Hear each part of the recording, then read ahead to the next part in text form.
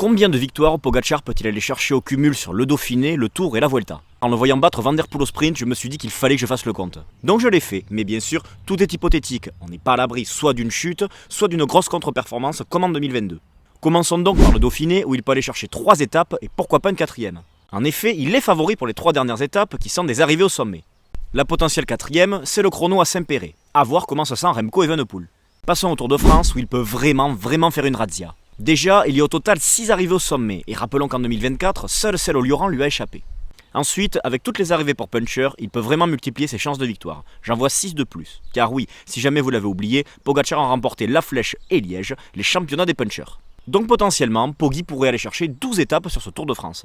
Enfin, passons à la Vuelta qui, je le rappelle, a vraiment été dessinée pour lui. Déjà, il y a 6 étapes de haute montagne, et je ne sais combien d'arrivées au sommet ou taillées pour les punchers. Vraiment, regardez le profil PCS de cette Vuelta, il n'y a que du rouge ou du orange, donc potentiellement des terrains favorables à Pogačar.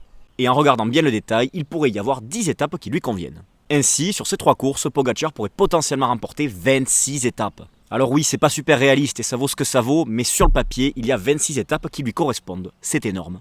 Ainsi, qu'en pensez-vous? Combien pourra-t-il aller en chercher au total à votre avis?